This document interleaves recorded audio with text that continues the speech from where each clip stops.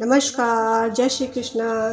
आज मैं श्रीमद् भागवत गीता के चौथे अध्याय का भाग 1 आरंभ कर रही हूँ। श्री कृष्ण महाराज बोले, हे अर्जुन, मैंने इस अविनाशी योग के कल्प के आदि में सूर्य के प्रति कहा था, और सूर्य ने अपने पुत्र मनु के प्रति कहा, और मनु ने अपने पुत्र राजा इक्ष्वाकुर के प्रति कहा।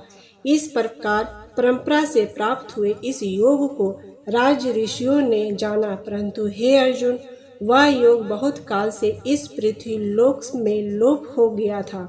वह ही यह पुरातन योग अब मैं तेरे लिए वर्णन करता हूँ, क्योंकि तू मेरा भक्त और प्रिय सखा है, इसलिए। तथा यह योग बहुत उत्तम और रहस्य अर्थात अति मर्मक विषय है। इस प्रकार भगवान श्री कृष्ण चंद्र महाराज के वचन सुनकर अर्जुन ने पूछा, हे भगवान, आपका जन्म तो आधुनिक अर्थात अब हुआ है, और सूर्य का जन्म बहुत पुराना है, इसलिए इस योग को कल्प के आदि में आपने कहा था, यह मैं कैसे जानूं? इस पर श्री कृष्ण महाराज बोले, हे अर्जुन, मेरा और तेरा बहुत से जन्म हो चुका है, परंतु हे पार्थ, उन सबको तो नहीं जानता, और मैं जानता हूँ। मेरा जन्म प्राकृतिक मनुष्य से सदृश नहीं है। मैं अविनाशी स्वरूप अजन्मा होने पर भी तथा सब भूत प्राणियों का ईश्वर होने पर भी अपने प्राकृतिक का अधीन करके योग माया से प्रकट होता हूँ।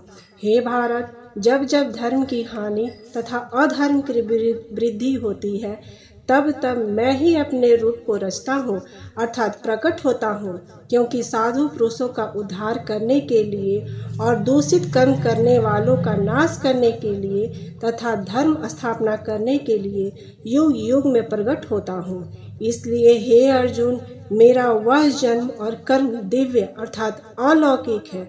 इस प्रकार जो पुरुष तत्व से जानता है, वह शरीर को त्याग कर फिर से जन्म को नहीं प्राप्त होता है, किंतु मुझे ही प्राप्त होता है। हे अर्जुन, पहले भी राग, भय और क्रोध से रहित अन्य भाव से मेरे में स्थित वाले मेरे शरण हुए बहुत से पुरुष ज्ञान रूप तप से पवित्र हुए मेरे स्वरूप को प्राप्त हो चुके हैं। क्योंकि हे अर्जुन, जो मेरे को जैसा भजता है, मैं उनको वैसा ही भजता हूँ। इस रहस्य को जानकर ही बुद्धिमान मनुष्यगण अब सब प्रकार से मेरे मार्ग के अनुसार बरतते हैं। जो मेरे को तत्व से नहीं जानते, वे पुरुष इस मनुष्य लोक में कर्मों के फलों को चाहते हुए देवताओं को पूजते हैं, और उनके कर्मों से उत्पन्न हुई सिद्धि भी शीघ्र ही होती है, परंतु उनको मेरे प्रति नहीं होती। इसलिए तू मेरे को ही सब प्रकार से भज।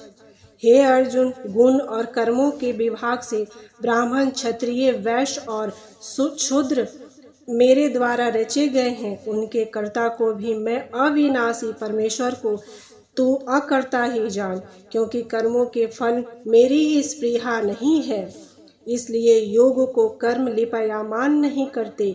इस प्रकार जो मेरे को तत्व से जानता है, वह भी कर्मों से नहीं बंधता, तथा पहले होने वाले मुमुक्ष पुरुषों द्वारा भी इस प्रकार जानकर ही कर्म किया गया है।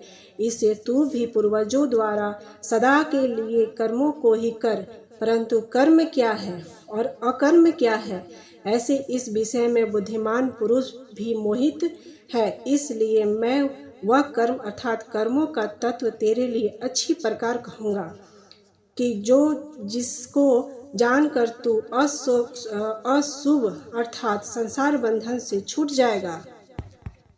धन्यवाद। आगे का अंक अगले भाग में प्रस्तुत करूँगी। तब तक के लिए जय श्री कृष्णा।